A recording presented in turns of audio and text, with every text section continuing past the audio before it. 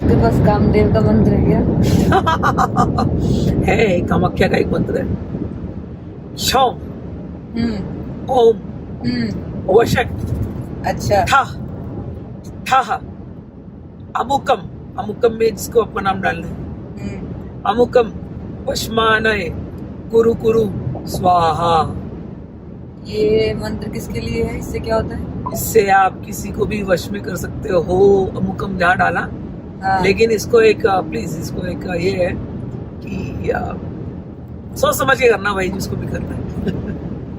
लेकिन मेरा प्रश्न ये है कि ये सब करने के क्या कार्मिक बैगेज नहीं होता है? ऑफ कोर्स होता है, ऑफ कोर्स होता है, कार्मिक बैगेज होता है। और एक चीज लोगों को क्या लगता है, लोगों को ना कि हमने मंत्र फूंक दिया, अब हमारे अंदर कामदेव की शक्ति आ गई, अब तो हम किसी भी औरत को अट्रैक्ट कर सकते हैं। ऐसा होता नहीं है रियली में। क्योंकि जिसको भी तुम कर रहे हो ना, उसका भी अपना एक ऑरा होता है, समझ में आया ना। और मैं एक बात समझाती हूँ कि आज तुमने बीज डाला कि अमुकम वशमानय में कुरु कुरु स्वाहा, इसका अर्थ होता है कि आप अमुक व्यक्ति को मेरे वश में कर दो, आपने बोल दिया। लेकिन वो अमुक व्यक्ति का अपना एक ऑरा है, अपना एक वाइब है, अपना एक उसका भी अपना एक जीवन है, उसका भी अपना एक अट्रैक्शन है किसी के प्रति। अब तुम जबरदस्ती किए जा रहे हो, नहीं मेरे को मिलना चाहिए, मेरे को मिलना चाहिए। ये यूनिवर्स में पागल नहीं बैठे हैं, उसके भी अपने एंजल गाइड्स हैं, तुम्हारे भी अपने एंजल गाइड्स हैं, समझ में है ना। तो मिलन तो तब होगा जब तुम लोगों का कार्मिक लेन देन है। हाँ, अच्छा। लेकिन आज तुम बीज डाल रहे हो कि ये मेरे को अट्रैक्ट हो जाए, ये मेरे को अट्रैक्ट हो जाए, तुमने आज बीज डाला है। अगर तुम्हारा पहले से लिखा नहीं है इसके बाद एक्सचेंज, तो होने वाला नहीं इस जन्म में। अच्छा। कभी ना कभी जन्म में होगा, या कभी कई साल बाद होगा, या कभी होगा, जब होना लिखा है तब होगा। क्योंकि आज तुमने बीज बोया है, उसका फल कब मिलेगा वो तो यूनिवर्स डिसाइड करता है ना। लेकिन मैं अगर इतना प्रबल आकर्षण कृषि के प्रति है तो कुछ ना कुछ तो लेन देन उससे होगा ही। 100% कि आपको है, और अगर बहुत प्रबल है तो, और यूनिवर्स ने लिखा है वो लेन देन, तो फिर वो करवा के छोड़ेंगे हम। लेकिन वो लेन देन पॉजिटिव ही होगा, ऐसा भी तो नहीं, वो लेन देन पॉजिटिव हो नेगेटिव हो, ये आपका हाथ में नहीं है। You don't know what it was पहले के जन्म में। तो मतलब वो वशीकरण उल्टा पड़ता है। बैकफायर भी कर सकता है। बैकफायर मतलब वो जिस व्यक्ति को आप चाहते हो, देखो आपने यूनिवर्स के मॉडिफाई किया, आपने यूनिवर्स को फोर्स किया, यूनिवर्स को कि मुझे ये व्यक्ति मेरे पास आना चाहिए, और उसकी पूरी विधि होती है। ऐसा नहीं होता कि आपने खाली मंत्र जप और वो यूनिवर्स में वो व्यक्ति आ जाएगा आपके पास। मंत्र जप करके, अभी मैंने कामाख्या का मंत्र दिया, ठीक है ना। मंत्र जप करके माँ कामाख्या से हम प्रार्थना कर रहे हैं। अब देवी कैसे बात हो, देवी तो माँ है, बात करना उसको बांधना बड़ा मुश्किल है, लेकिन वो प्यार में बंधती है। प्यार कैसे होता है? हर देवता प्यार से बंधेगा या हर देवता फोर्स से बंधेगा? प्यार क्या होता है? भगवती को हम भोग लगाते हैं, भगवती को हम कुछ अर्पित करते हैं, और हम नित्य बैठ करके साधना कर रहे हैं, रोज रोज रोज भगवती के सामने जाकर भजन सुनाते हैं। जो भी आप भगवती को रोज 1 घंटा बैठ के बोल रहे हो, भगवती ये तेरा मंत्र है, मुझे मेरी ये इच्छा है, ये व्यक्ति मेरे सामने मेरे प्रति आकर्षित हो जाए। आप भगवती को रोज 1 घंटा बोल रहे हो, और भगवती को सुनना पड़ता है। और आप रोज, भगवती ये मैंने तुझे प्रसाद चढ़ाया, भगवती मैंने तुझे जल चढ़ाया, अब रोज 1 घंटा आप गुहार लगा रहे हो भगवती के पास। भगवती की योगिनिया होती है, भगवती को कुछ करना नहीं होता, भगवती योगिनिया को बोल देती है, देख भाई देख ले इसको जरा, क्या करना है कहो। तो योगिनिया क्या करती है? वो देखती है तुम्हारा अकाउंट, कार्मिक बैलेंस, कितना क्रेडिट पॉइंट्स है तुम्हारे पास अच्छे कर्मों का, और उस व्यक्ति का भी कार्मिक बैलेंस, और तुम दोनों कहीं कुछ होना है क्या। अगर कुछ होना है तो योगिनिया कुछ ना कुछ करके मेल मिलाप करा देंगी, ठीक है। और जिस दिन वो कार्मिक बैलेंस खत्म, अलग हो जाएंगे, वो योगिनिया अलग करा देंगे। तो समझ में आया? तो आप जब करते हो कामाख्या के सामने, आप अपनी वाइब, अपनी ऑरा बढ़ाते जा रहे हो, बढ़ाते जा रहे हो। एक चीज अच्छी होती है कि भगवती देख रही है, तो मांग रहा है, सही मांग रहा है, गलत मांग रहा है, जो भी मांग रहा है, भगवती लेसन जरूर देगी। समझ में आया ना? कि तू जबरदस्ती करके वैसे मांग रहा है, समझ में आया? तुझे दे तो रहे हैं, लेकिन इसका अपना एक लेसन होगा, इसका अपना एक एक्सपीरियंस होगा। इसका अच्छा एक्सपीरियंस भी हो सकता है, इसका बुरा एक्सपीरियंस भी हो सकता है। So when people go through, जबरदस्ती आपने किया, फिर वो आदमी आपके हाथ से निकल गया। क्योंकि मैं एक 100% बोलती हूँ, वशीकरण के टोटके मैक्स 1 साल, उसके ऊपर 3 साल, उसके बाद 5 साल, इसके बियॉन्ड नहीं चल सकते अगर सामने वाले का वाइब ज्यादा हाई है तो। वाइब कैसा हाई होता है सामने वाले का भी? वो भी अपना पूजा पाठ में लगा हुआ है, और वो तो तुम्हारे पर टोटके नहीं कर रहा, तो उसका कार्मिक बैलेंस उसको प्रोटेक्ट करेगा, उसका कार्मिक बैलेंस उसको प्रोटेक्ट करने आ जाता है। 5 साल ज्यादा आप कर सकते हो किसी के मैक्सिमम, उसके बियॉन्ड नहीं कर पाओगे। उसके बियॉन्ड करने जाओगे तो फिर बहुत मतलब जो कर रहा है व्यक्ति ना गलत कार्य, फिर उसकी ऐसी बैंड बजती कि वो आदमी नहीं करता। लेकिन मैम मेरा तो प्रश्न ये है कि क्या श्रीविद्या के साधक को कामदेव का मंत्र करना शोभा देता है? मतलब ये तो श्रीविद्या के लिए, श्रीविद्या के साथ वो क्या करना है कामदेव का मंत्र? वही मतलब जरूरी नहीं नहीं है। है। बाला मंत्र में ही आपको आकर्षण मंत्र मिल जाता है, बाला मंत्र में आकर्षण मंत्र मिल जाता है। और हाँ। कामदेव तो भगवती से ले रहा है शक्ति। श्री शंकराचार्य बोलते हैं ना कि जो श्रीविद्या का साधक है उसके पीछे तो सारी सिद्धियां पीछे वशीभूत होकर के भागती हैं, लेकिन उसको पड़ी नहीं रहती किसी की। माँ से प्रेम हो जाए किसी को, फिर कोई उसको क्या, मुझे लगता है सबसे बड़ा वशीकरण जो होता है ना वो माँ से प्रेम होना होता है, माँ के वश में हो जाना होता है। माँ के प्रेम में ऐसा दीवाना हो जाए कि दुनिया में कोई स्त्री फिर मतलब ऐसे दिखेगी नहीं आपको। हर सुंदर स्त्री माँ का स्वरूप दिखाई देगी, मतलब मेरी माँ है।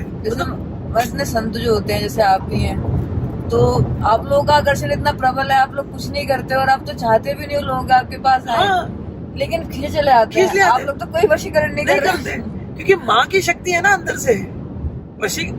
जो माँ से प्रेम करता है ना उसके, और माँ के मंत्र को जप रहा है ना रात दिन, उसके अंदर माँ करके बैठी रहती है। बोलते ना जबान पे सरस्वती आ जाती है, रात दिन कोई कृष्ण काली कर रहा है, कैसे उसके अंदर आकर्षण नहीं आएगा? कैसे नहीं आएगा? आपको किसी को बोलने की जरूरत नहीं है, 1000 लोग आपके प्रेम में फंसते रहेंगे और आपको जरूरत नहीं है कि आप बोलो कि नहीं चाहिए मेरे को भाई, भरा पूरे शारीरिक तो बिल्कुल ही नहीं चाहिए होता, मेरे भरे पूरे भाई। हर प्रकार का प्रेम मिला है, किसी चीज की कमी नहीं है। और प्रेम अगेन वही बोलते हो ना कि प्रेम को इतना रिश्तों में बांध करके ऐसा छोटा सा बना देना, पुरुष और स्त्री का प्रेम को हम प्रेम मानते हैं, ऐसा नहीं होता। प्रेम बहुत व्यापक सब्जेक्ट है, और प्रेम दोस्तों से हो सकता है ना, आपके फ्रेंड सर्कल में आपको प्रेम हो सकता है, आपको किसी विशेष व्यक्ति से प्रेम हो सकता है, लेकिन जरूरी नहीं कि शारीरिक प्रेम हो। तो प्रेम बहुत व्यापक है। जैसे मैं यही सोचती हूँ, गार्डन में आप जाते हो, आप कितने सारे फूल देखते हो, हर फूल अच्छा लगता है ना। कोई एक फूल आपको ज्यादा प्यारा होगा, लेकिन हर फूल अच्छा लगता है ना। प्रेम ऐसे ही है, प्रेम सबके साथ होता है, किसी किसी व्यक्तियों के साथ ज्यादा होता है। हाँ, उस प्रेम में कहीं शारीरिक आकर्षण आ जाता है तो वो हम उसको हम लोग माधुर्य प्रेम या श्रृंगार रस बोलते हैं, इतना ही अंतर है। लेकिन प्रेम तो वात्सल्य में प्रेम है, सख्य में प्रेम है, सेवक में प्रेम है, सेवक जो हम दास का काम करते हैं उसमें प्रेम है। प्रेम के तो 5 महलों हमने सिखाया ही है भाव। वो शुरू होता है शांत भाव से कि अब हम चल रहे हैं, ये नेचर से मुझे बहुत प्रेम है, हर जगह नेचर दिखाई दे रहा है ना मुझे, पहाड़, लेकिन हम शांत भाव से प्रेम करते हुए, प्रेम की वाइब देते हुए जा रहे हैं ना। अब मैं बोलूं नहीं ये प्रेम मेरा, बस मैं इसको वशीकरण कर लूं, पोजेस कर लूं, बस ये पहाड़ मेरा होना चाहिए बस। हमने प्रेम को क्या किया, खत्म कर दिया ना। खत्म करने हम पहाड़ को खोदने लगेंगे, इसके ऊपर 10 घर बना देंगे, इसको बेच के मॉल बना देंगे, उस प्रेम को हम खत्म कर देते हैं ना। राधर इतना सुंदर प्रकृति है, प्रेम कर रही हूँ शांत भाव से, ये हो गया शांत भाव का प्रेम। एवरीथिंग आई एम लविंग, शांत। फिर दास भाव का प्रेम होता है कि मुझे ये माउंटेन अच्छे लग रहे हैं, ये मेरी माँ का स्वरूप है। मूल प्रकृति में हमेशा कहती हूँ ये पर्वत नहीं है, पार्वती है, तो मुझे इसका सेवा करना है मेरे को कि मेरी पार्वती खुश रहे, तो मैं प्रेम कर रही हूँ ना। तो जब मैं ऐसा प्रकृति को प्रेम करूंगी तो प्रकृति क्या करेगी मेरे को, कितना प्रेम देगी? वैसे ही बिना करे प्रकृति प्रेम देती है, तो प्रकृति मेरे को प्रेम कर रही है, तो ये सेवा भाव हो गया। फिर आता है सख्य भाव। सख्य भाव भी है कि जितने जीव जंतु है प्रकृति के, जीव जंतु है ना, जानवर, वृक्ष, इंसान भी जंतु है ना, इंसान भी जीव है, इंसान, हर एक को मैं प्रेम करूं, सारे मेरे दोस्त हैं, सारे मेरे मित्र, सदैव कुटुंब, सखा भाव। तो ये धरती पूरी गोलोक होगी कि नहीं होगी, मेरे को सभी सखा भाव दिख रहे हैं। मुझे तो यहीं पर नित्य दिखाई देता है। मैं सच कहती हूँ, पहाड़ों में बैठती हूँ ना, जैसे the way the light falls, और कभी आपने कभी देखा है ग्रास ऐसे नाचती है हवा में, और सनलाइट ऐसे गिरता है, तो वो इतना सुंदर एक नृत्य होता है, छनता है कभी कभी आस, एक सुंदर नृत्य निकलता है। तो वो जो रास बोलते हैं ना कि श्री कृष्ण और राधा रास कर रहे हैं, मुझे तो प्रकृति में हर जगह रास दिखाई देता है।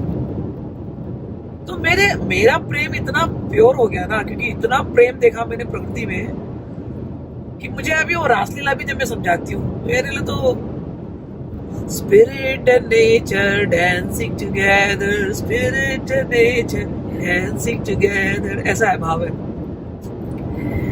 समझ है ना, ऐसा क्या वात्सल्य भाव।